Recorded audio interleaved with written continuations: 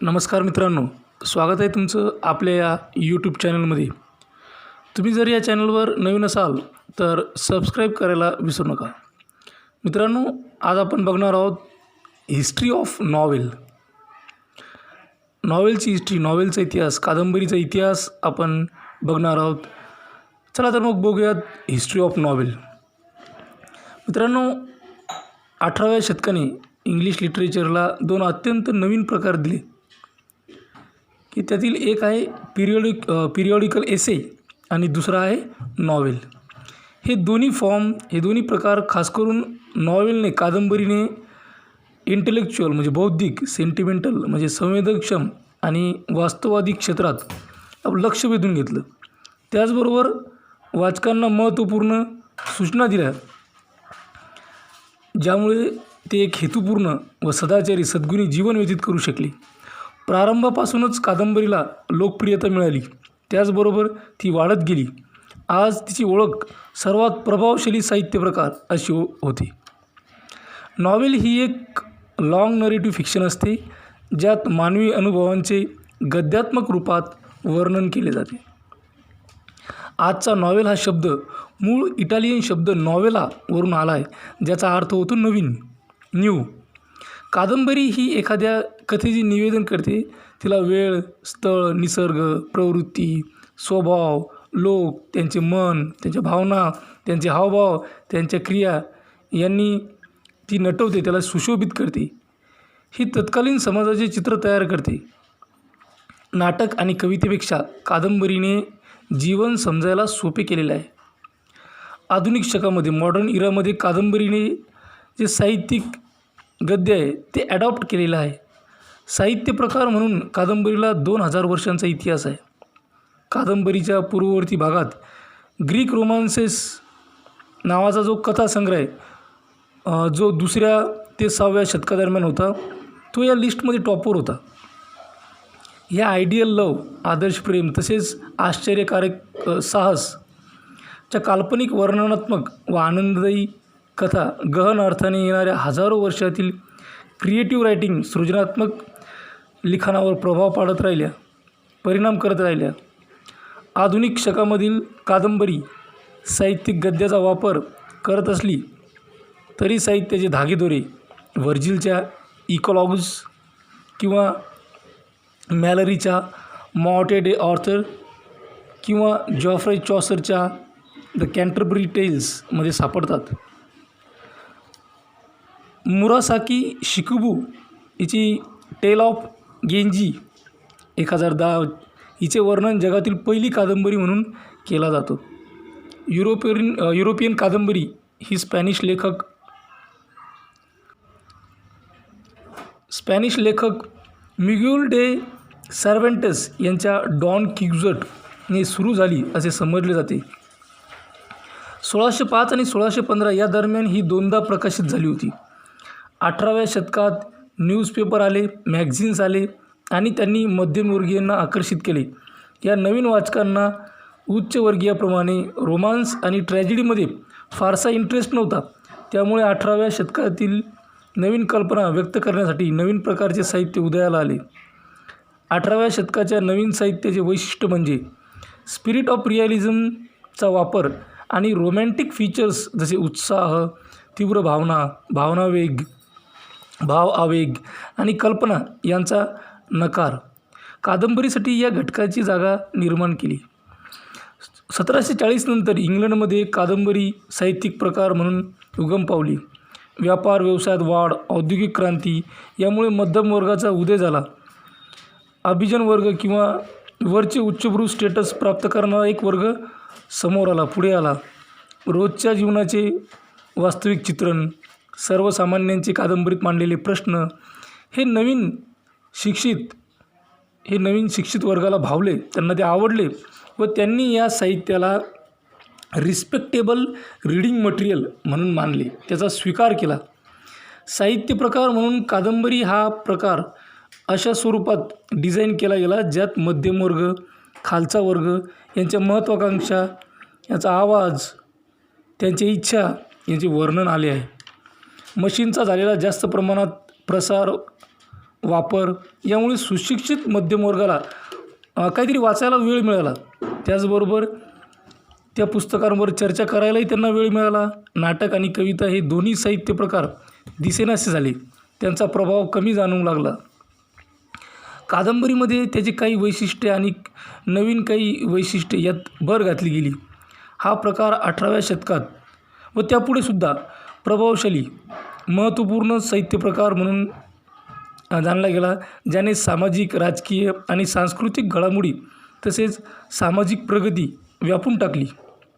John बनियनद्वारा लिखित the pilgrims progress 1678 आणि ॲफ्रा बेनद्वारा लिखित ओरोनोको 1688ने इंग्लिश कादंबरीची भरपूर व सुंदर विविधरंगी परंपरेची त्यांनी सुरुवात केली. त्यानंतरच डॅनियल डिफो यांचे रॉबिन्सन क्रुसो, मॉल फ्लँडर्स आणि जोनाथन स्विफ्ट यांची लोकप्रिय सटायर गलिव्हर्स ट्रॅव्हल्स लिहिल्या गेल्या. 18व्या शतकातील इतर महत्त्वाचे कादंबरीकार होते सॅम्युअल रिचर्डसन, ज्यांनी पामेला, व्हर्च्यू रिवॉर्डेड आणि क्लॅरिसा दोन्ही इपिस्टोलरी नॉवेल्स लिहिल्या. त्यानंतरचे कादंबरीकार Henry Fielding, Laurence Sterne, Tobias Smollett ही परंपरा. या परंपरेचा पुरस्कार करणारे Charles Dickens, Walter Scott, Nathaniel Hawthorne, Horace Walpole, Thomas Hardy, Wilkie Collins आणि एच.जी. वेल्स यांनी ही परंपरा समृद्ध केली. 20व्या शतकामध्ये आधुनिक विषय, नाविन्यपूर्ण शैली आणि तंत्र आणि विस्तारलेली मते यांचा ठसा उमटला. यात E.M. Forster, James Joyce, Joseph Conrad, Henry James, George Orwell, Graham Greene, D.S. Lawrence, William Golding आणि अँथनी बर्गेस या कादंबरीकारांचा समावेश होतो. त्यांनी राजकीय, सामाजिक, मानसशास्त्रीय आणि इतर आधुनिक मुद्द्यांवर लिखाण करून या साहित्य प्रकाराचा विस्तार केला. काही स्थलांतरित कादंबरीकार होते जसे सलमान रश्दी, V.S. नायपॉल, काझुओ इशिगुरा आणि बरेच जण. आता यामध्ये स्त्री कादंबरीकारांचे योगदान दुर्लक्षित करून चालणार नाही. फ्रान्सिस बर्ने यांनी लिहिलेली नॉवेल ऑफ मॅनर प्रकारातील एक कादंबरी एव्हेलिना, त्यानंतर ॲन रॅडक्लिफ यांनी लिहिलेल्या गोथिक नॉवेल्स, त्यानंतर ज्या विज्ञानावर आधारित होत्या अशा मेरी शेली यांनी लिहिलेल्या फ्रँकेनस्टीन यांनी आपला ठसा उमटवला. नंतर त्यांच्या कादंबरीद्वारे जेन ऑस्टिनने त्यांच्या कादंबरीद्वारे वाचकांच्या मनावर अधिराज्य गाजवले. त्यानंतर ज्या ब्रॉन्टे सिस्टर्स होत्या, एमिली ब्रॉन्टे आणि चार्लोट ब्रॉन्टे यांनी त्यांच्या उदरिंग हाईट्स आणि जेन आयरद्वारे आपले वेगळे स्थान निर्माण केले. मेरी ॲन इव्हॉन्स उर्फ जॉर्ज इलियट, मेरी ॲन इव्हॉन्स यांनी जॉर्ज इलियट या नावाने लिहिलेलं आहे. जॉर्ज इलियटने मानसशास्त्रीय ज्ञान, मर्मदृष्टी या गोष्टींचं चित्रण आपल्या कादंबरीद्वारे केले. व्हर्जिनिया वुल्फ ही इंग्लिश कादंबरीमधील स्ट्रीम ऑफ कॉन्शियसनेस या प्रकारात लिखाण करणारे अग्रदूत ठरली. गुन्हेगारीवर बऱ्याचशा कादंबऱ्या लिहून अगाथा ख्रिस्टी यांनी स्वतःचे स्थान निर्माण केले. त्यांनी निर्माण केलेली जी पात्रे हरक्यूल पॉयरॉट आणि मिस मार्पल हे सदाबहार एव्हरग्रीन डिटेक्टिव्ह म्हणून लोकांच्या लक्षात राहिले. Harper Lee, Margaret Atwood, Toni Morrison and Alice Walker यांनी या परंपरेला भरभराटीकडे उच्च स्थानावर नेऊन ठेवले. आता आपण या ज्या नॉवेल्स आहे, नॉवेलचा जो इतिहास बघतो हा भारतीय दृष्टिक्षेपातून आपण बघू की भारतात या नॉवेलचा कशा पद्धतीने इंग्लिश नॉवेलचा कसा परिणाम झाला, कसा फरक पडला किंवा कशी त्याची सुरुवात झाली हे आपण बघूया. द इंडियन फील्डमध्ये सिरियलाइज झालेली बंकिमचंद्र चट्टोपाध्याय यांनी लिहिलेली राजमोहन्स वाईफ ही इंग्रजीमध्ये एका भारतीयाने लिहिलेली पहिली कादंबरी ठरली.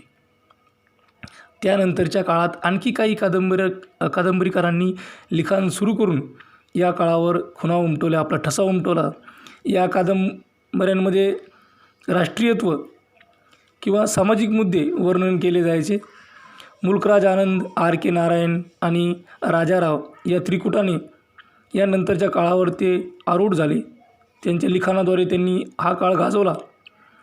अनिता देसाई, नयनतारा सहगल, अरुण जोशी, मनोहर मालगावकर यांनी भारतीय इंग्लिश कादंबरीचा प्रवाहच बदलला. अमिताव घोष, विक्रम सेठ आणि उपमन्यू चॅटर्जी यांनी यात नवीन वैशिष्ट्ये समाविष्ट करून भारतीय इंग्लिश कादंबरीत सुधारणा घडवून आणल्या. अलीकडचा काळ हा सलमान रश्दी, अरविंद अडिगा, अरुंधती रॉय, किरण देसाई आणि किरण नगरकर या कादंबरीकारांच्या देदीप्यमान सादरीकरणाचा साक्षीदार आहे. भारतीय इंग्लिश कादंबरीच्या परंपरेमध्ये तिच्या उदयापासूनच महत्त्वाचे बदल घडून आले आणि निश्चितच तिला उज्ज्वल भविष्य आहे. आता आपण बघूया नॉवेला. नॉवेला हा शब्द मूळ इटालियन शब्द नॉवेली वरून आला आहे. हा एक गद्याचा प्रकार आहे जो नॉवेलपेक्षा लहान आणि शॉर्ट स्टोरीपेक्षा मोठा असतो. याचं स्ट्रक्चर हे व्यवस्थित असून ते एक लहान कथानक असते जे टीकात्मक किंवा वास्तववादी असते. हे सहसा एक किंवा दोन मेन कॅरेक्टर्ससह एक प्रसंग वा मुद्दा सिंगल ट्रॅडिशन घेऊन त्यावर फोकस करते.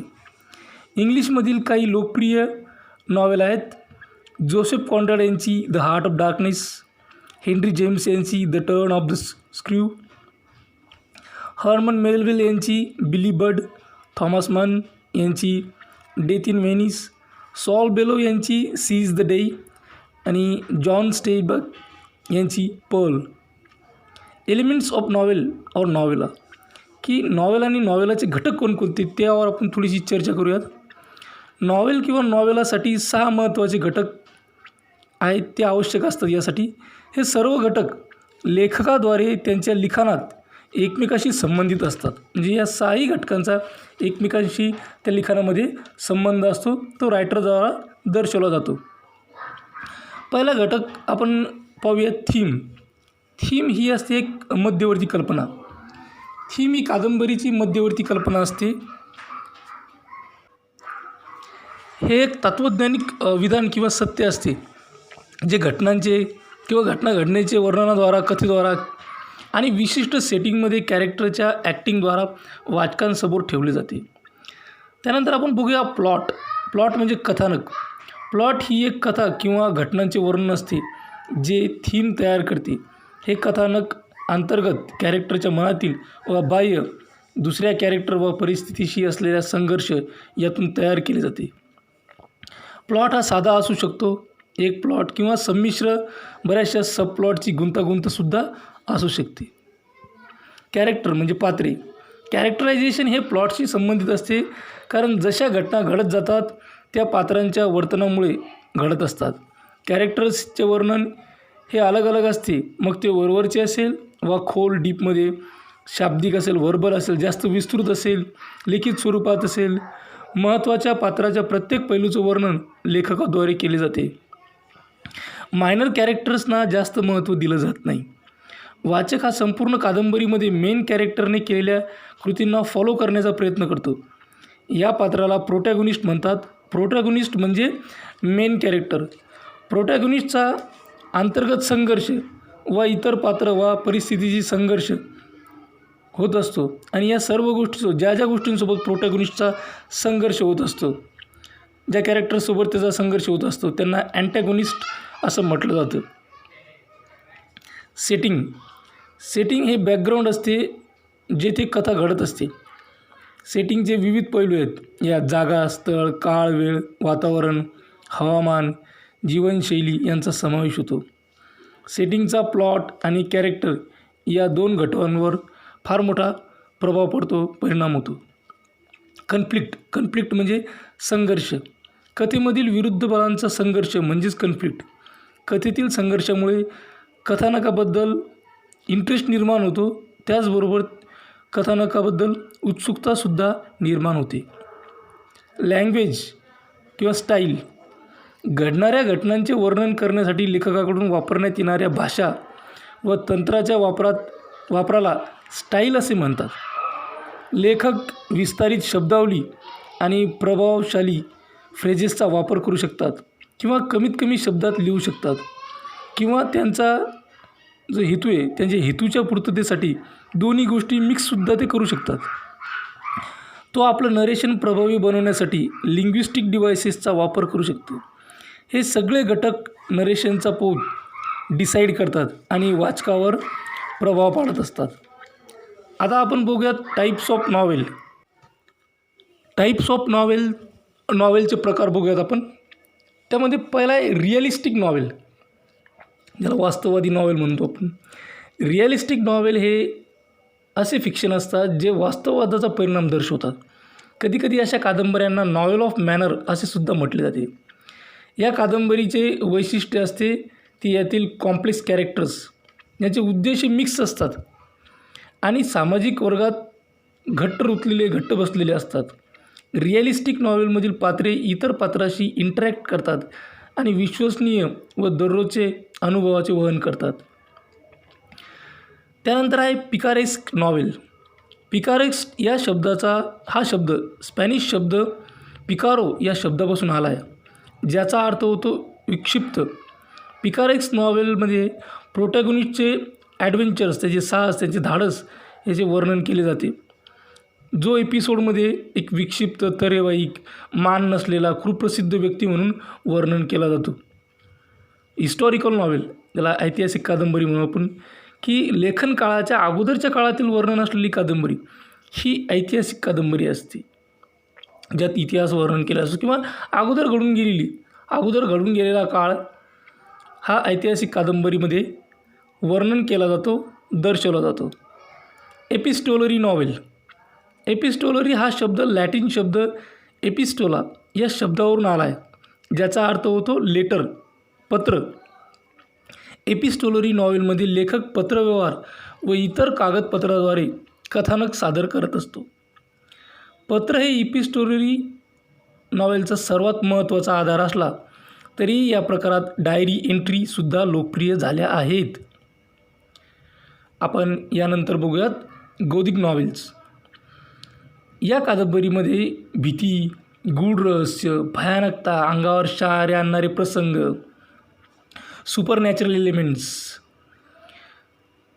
दैवी घटना, भविष्यकालीन दुर्घटना, मृत्यू, विनाश, भूतबाधा किंवा आपण ज्याला म्हणू शकतो की हॉन्टेड बिल्डिंग्स, भूतबाधा झालेल्या इमारती किंवा ज्या इमारतीमध्ये भूत आहे असं वर्णन करतात त्या गोथिक नॉवेल्स असतात. म्हणजे गोथिक नॉवेलमध्ये सहसा अशा प्रकारच्या गोष्टींचं वर्णन केलं असतं. तदनंतर आपण बघूयात ऑटोबायोग्राफिकल नॉवेल, याला आपण आत्मचरित्रात्मक कादंबरी असं म्हणतो. अशा प्रकारच्या कादंबऱ्या ह्या लेखकाच्या जीवनावर आधारित असतात. असं असलं तरीही लेखक काही जागांची नावे, पात्रांची नावे, त्यांच्या जीवनातील काही घटना बदलू शकतो. तो अधिकार त्याला आहे किंवा तो टाळूही शकतो.